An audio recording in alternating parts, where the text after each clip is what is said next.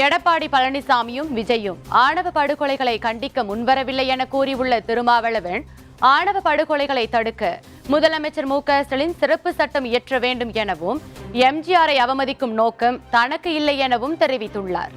தலித் மக்களுக்கு எதிரான இந்த படுகொலைகள் நடக்கிற போது பெரிய கட்சிகள் எதுவும் வாய் திறப்பதில்லை, புதிய கட்சிகளும் வாய் திறப்பதில்லை. நடிகர் விஜய் அவர்களால் இந்த ஆணவ படுகொலையை கண்டிக்க கூட முடியவில்லை. இதுதான் யதார்த்தமான நிலை. திமுகவுக்கு எதிராக இந்த பிரச்சனையை ஏன் கையில் எடுத்திருக்க கூடாது? அதிமுக ஏன் தமிழ்நாடு முழுவதும் இதற்காக ஆர்ப்பாட்டம் நடத்தி இருக்க கூடாது? இதற்கெல்லாம் திமுக அரசுதான் பொறுப்பேற்க வேண்டும் என்று ஏன் உங்களால் சொல்ல முடியவில்லை? தலித்துகளின் ஓட்டு வேண்டும், ஆனால் தலித்துகளுக்காக பேசக்கூடாது. 2 நாளா நான் எம்ஜிஆரை அவமதிச்சு பேசிட்டேன். எம்ஜிஆர் அவர்களை என்னை போல் யாரும் பாராட்டி இருக்க முடியாது. ஜெயலலிதா அம்மாவை மிக வெளிப்படையாக பல சந்தர்ப்பங்களில் நான் அவருடைய துணிச்சலை பாராட்டி